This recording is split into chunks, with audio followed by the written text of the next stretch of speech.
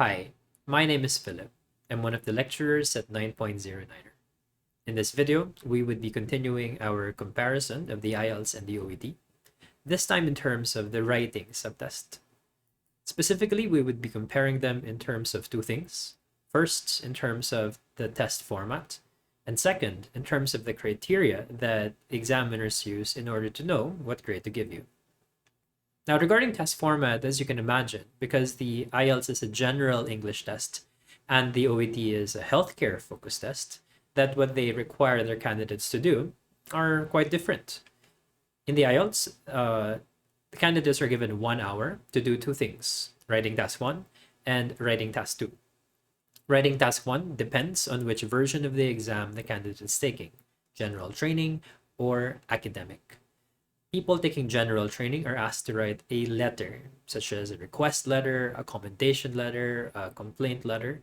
On the other hand, people taking academic are required to write a report.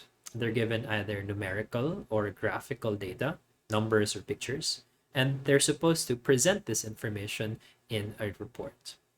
For both general training and academic, writing task 2 is writing an essay. Candidates are given a statement. For example, some people think that women should be forbidden from certain professions. Do you agree or disagree? And they're asked to present an opinion and justify it. And this is common for both academic and general training. Though candidates are given an hour to do both, they are not of equal weight. The essay is worth double the writing task 1. So the IELTS recommends spending double the time on this part of the exam as well. So that's 20 minutes for writing task 1 and 40 minutes for writing task 2. The OET, though, is very, very different because it's a healthcare focused test. It asks candidates to write a handover letter endorsing essentially a patient from one healthcare provider to another. And unlike the IELTS, which only has two versions, general training and academic, OET, though, is the writing test for OET is profession specific, which means that a nurse would get a different writing test compared to a doctor, compared to a dentist, compared to a pharmacist.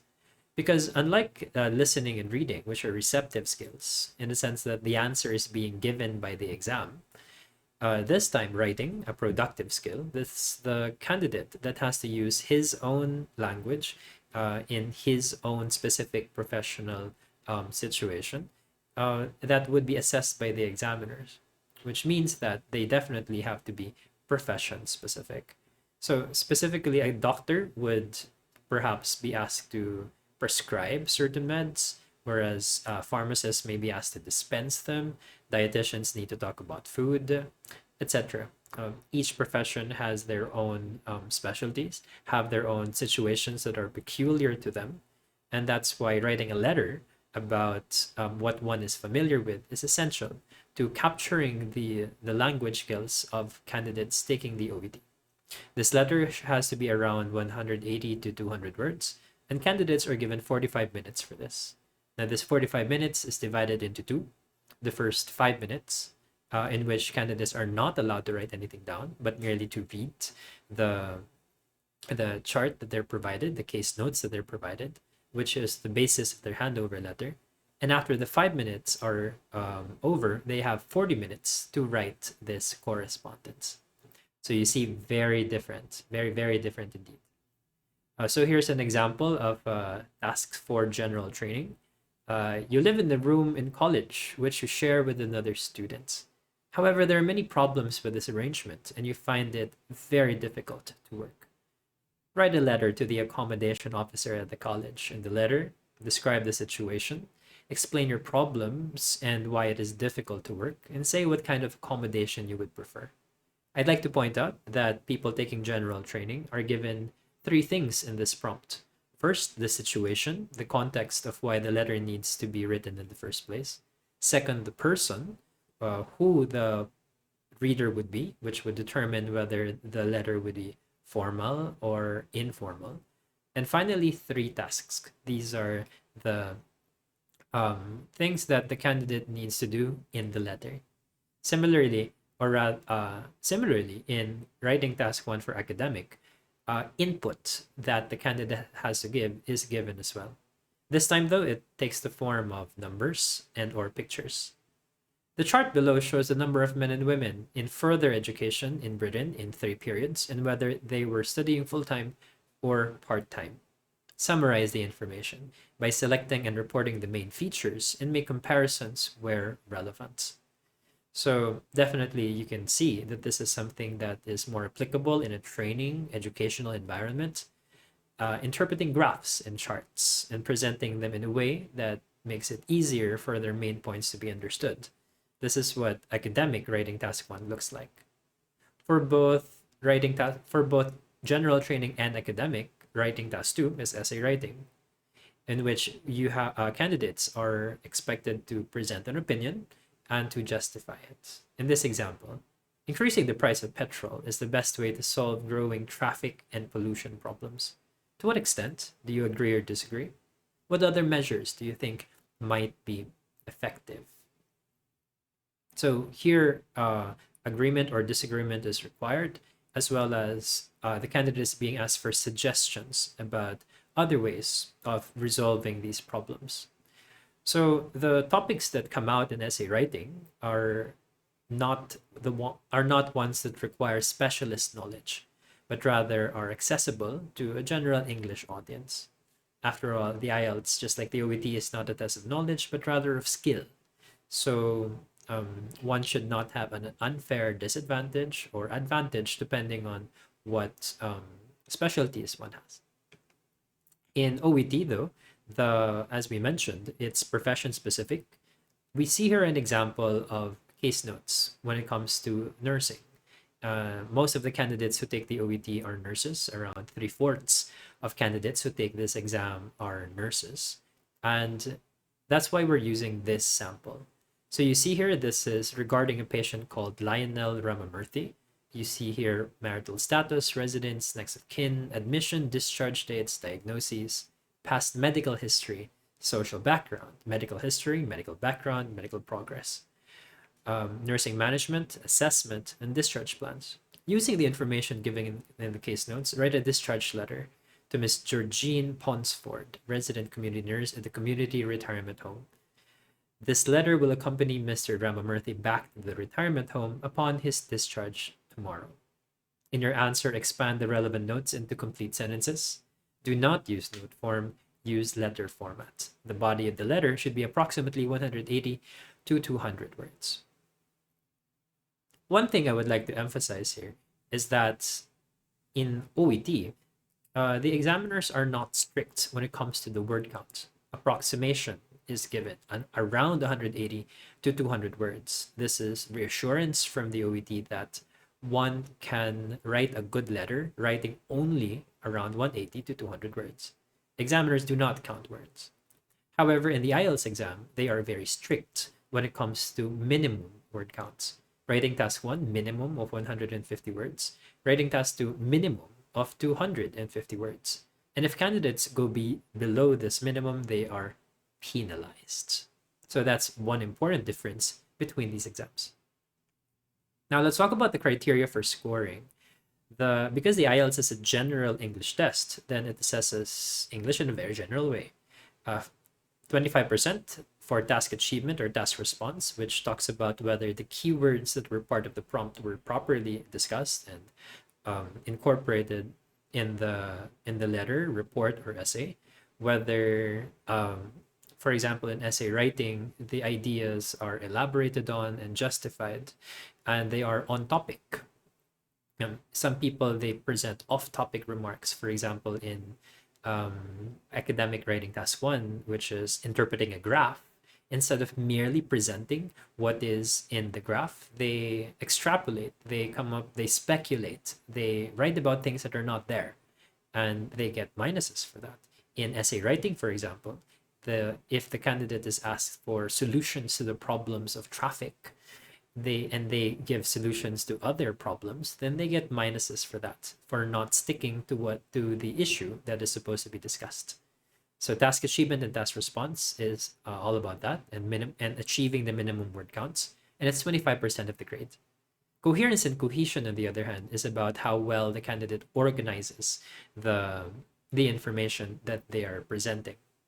It's about the use of cohesive devices and logical sequencing in paragraphs to make it easy for the reader to understand.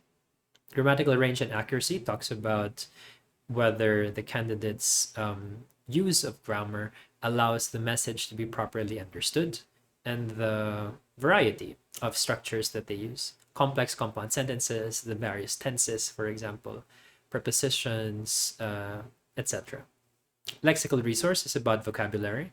It's about precision in word choice, whether the candidate uses the right word to communicate what he wants to communicate, as well as variety, not repeating words, such as by paraphrasing or the use of pronouns. These four criteria are of equal weight, as I mentioned. So it's important that to remember that even if a candidate is not so skilled in one criterion, it's possible for this candidate to um, compensate for this by doing well in other criterion. In other criteria.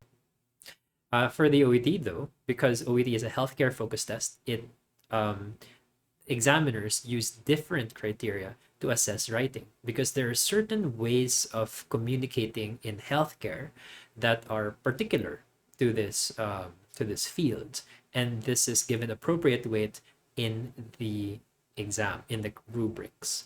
For example, purpose, which is 3 points, is all about ensuring that the reason for the correspondence is immediately clear when the reader picks it up, because as we mentioned earlier, healthcare professionals, they are time poor and they don't have a lot of time and they have to deal with lots of documents, and when they pick up a piece of paper, it's important that they know immediately what it's about. Contents and conciseness and clarity, on the other hand, are both about information selection. As you saw earlier in the case notes, lots of information is presented to the candidate. A candidate scores for contents if they provide information in the letter that needs to be provided in order for the reader to continue the care that is being given. In other words, for example, if the care that needs to continue is monitoring the medication that the patient needs, then I think you would agree that it is important to inform the reader what these medications are.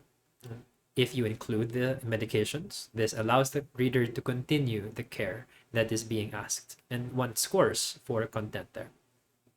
On the other hand, conciseness and clarity is ensuring that no irrelevant information is included in the letter. Again, because healthcare professionals are time poor, they want to be able to retrieve information from documents with as soon as possible, which means using the least amount of words to communicate the ideas. The more cluttered a letter is with information that is not necessary, the harder it is that for the reader to fish out the parts that are actually needed to perform care. So one can notice that content and conciseness and clarity are two sides of the same coin, information selection. One gets points for content for giving information that's needed, and one gets points for conciseness and clarity for not giving information that is not needed. Organization and layout, as you can imagine, is about ensuring that the manner in which this information is presented is done in such a way that it is clear and easy for the reader to understand what is going on. This talks about paragraphing, ensuring that there's only one main idea per paragraph, that the sequence of information inside the paragraph makes sense, that things are prioritized accordingly. For example, in this particular patient, which is more important, his diabetes or his hypertension, his medications or his dietary regimen. The sequence in which these information is presented is critical and is given points here in organization and layout. Genre and style refer to particularities in how this correspondence is meant to be given in a healthcare context. For example, this is a formal work correspondence. So it's contractions, for example, should be avoided. In healthcare, the patient's name shouldn't be repeated again and again and again and again. Um, the it's more important when one is handing over a patient to another healthcare professional for to emphasize the action that was taken to the patient instead of who took this action, and considerations such as this. Avoiding academic language, for example, because this is not material that's done in school or university. At the same time, avoiding casual language because it's correspondence between colleagues, not friends, etc. Language, on the other hand, is all about the accuracy of the language that is presented, subject verb agreement, tense consistency, parallelisms, etc. Now, OET emphasizes that though it is an English test, it prefers to be thought of as a communications test, which means that though grammatical errors do reduce the score, not all errors have the same weight. Some grammatical errors compromise meaning, and some do not. And those errors that twist the meaning, they get they get a larger deduction compared to errors that do not, for example. So you see, there are very different ways of assessing one's grade, and these differences you have to definitely keep in mind. Hopefully, this video has helped you to get a better understanding of the differences between the IELTS and the OET in terms of the writing subtest.